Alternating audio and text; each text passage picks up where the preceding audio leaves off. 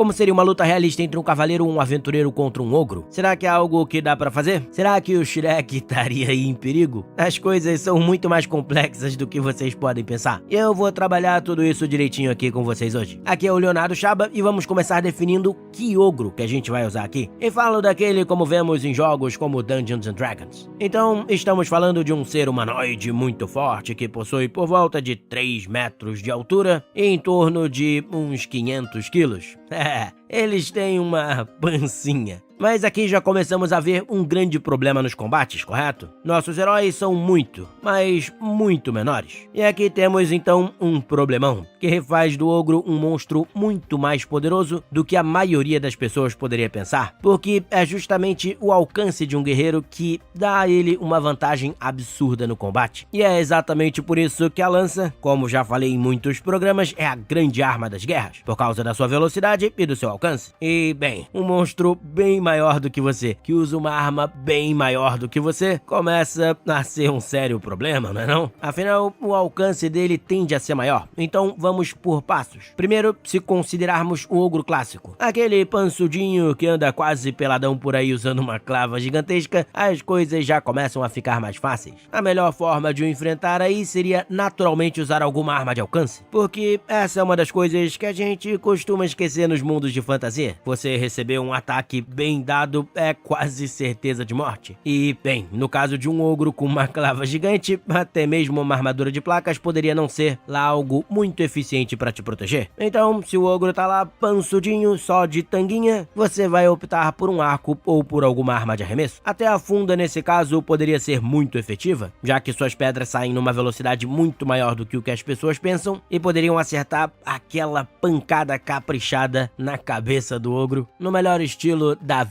contra Golias. Pois é, mas isso nos mostra que, se as armaduras não estiverem presentes, as armas de alcance são, sem sombra de dúvidas, a melhor opção. Mas vamos começar a subir o nível de dificuldade aí, se botarmos uma segunda situação, em que essas armas de alcance não estão disponíveis, e aí o que acontece? Bem, aí meu amigo, você morreu. Aquele abraço. Não, brincadeira. Aí precisamos pensar no alcance da clava do ogro, no tamanho do seu braço e na sua força. Provavelmente o braço mais aquela clava gigantesca teria um alcance maior do que mesmo uma lança, a não ser que você usasse uma pique, que é uma lança enorme de infantaria, mas ela não ia funcionar muito bem fora de uma formação, sendo provavelmente facilmente superada ali pelo ogro. Então, se ele tem essa maior distância, as coisas começam a se complicar. Seria melhor usar um escudo então? Aí é difícil de saber, porque eu apostaria ali que a força meio que sobrenatural do ogro, somada ao próprio peso da clava, seria demais para você segurar com um simples escudo e talvez até com as melhores armaduras. Então fica a dúvida aí, podemos usar ou não o escudo, mas aqui o mais importante é que a tática na verdade é outra. E é aí que eu vou jogar aquele elemento surpresa para vocês, que é o fato de que você tem que usar a espada. Isso mesmo, a espada. Afinal, o ogro vai estar pouco protegido, o que vai tornar a espada super eficiente. E sua melhor chance nesses casos seria fazer ali como os romanos, quando eles lutavam com a Gládio. E o que eu quero dizer? Que se você encurtar bem rapidinho a sua distância em relação ao ogro, buscar essa aproximação por mais arriscada que ela seja, e se você tiver sucesso, é claro, os golpes grandes e longos que ele vai dar com a clava dele se tornam meio que ineficientes, porque você vai estar perto demais. E aí você, bem pertinho, bem próximo, com uma arma curta, capaz de detonar o bicho, aí você provavelmente vai ter muito sucesso. Sai correndo que nem um maluco na direção do ogro. Leroy Jenkins mesmo. Mas agora eu vou colocar uma dificuldade ainda maior. O Ultimate Ogro Plus aqui. Daí, nesse caso, ferrou mesmo. Vamos propor aqui um ogro com uma armadura de placas completa.